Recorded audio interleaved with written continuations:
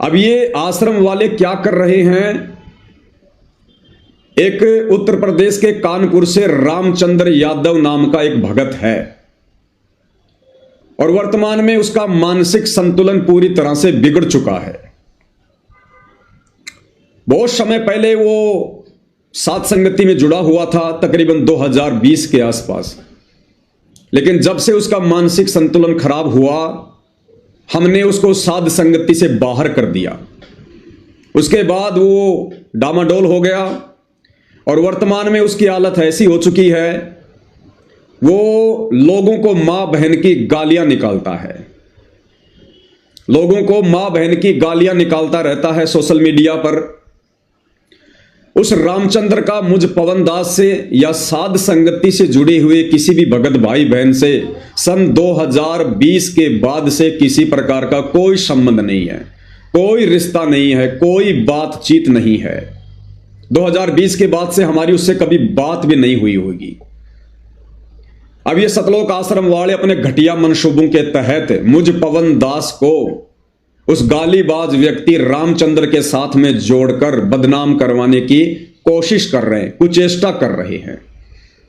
उसने हरियाणा के एक एमएलए जिनका नाम है कुलदीप वत्स, एमएलए हैं, कांग्रेस से हैं, उसका मोबाइल नंबर निकालकर उस रामचंद्र ने, और जैसा कि उन्होंने वीडियो बनाया है एमएलए ने, तो रामचंद्र ने उन्हें मां बहन की गालियां निकाली होंगी। तो आज 15 जनवरी 2026 को एमएलए कुलदीप वत्स अपने कुछ साथियों के साथ में लाइव आया, साथ में सतलोक आश्रम मैनेजमेंट हरियाणा वाले भी वहां पर बैठे हुए हैं। और कुलदीप वत्स ने कहा कि मैं इन लोगों के खिलाफ एफआईआर करूंगा, ये लोग मुझे गालियां निकाल रहे हैं।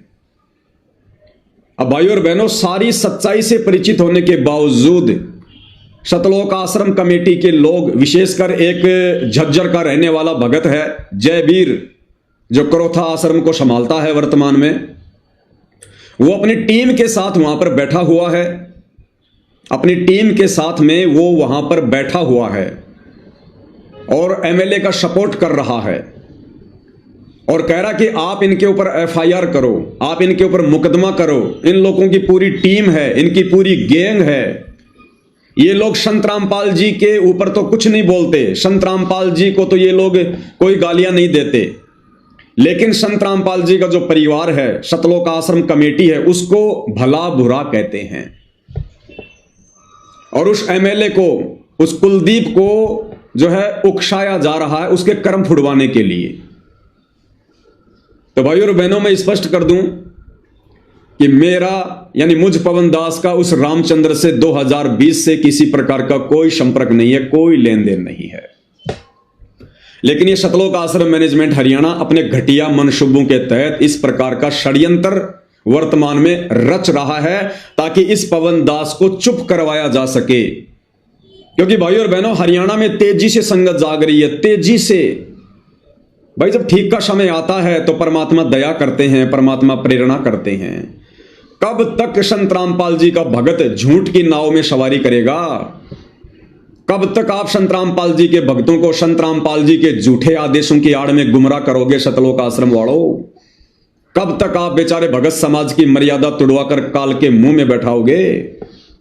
अरे, स्प्रिंग को एक हद तक दबाया जा सकता है, लेकिन जिस दिन उसको छोड़ोगे उतनी तेज रफ्तार से, गति से स्प्रिंग ऊपर आएगी।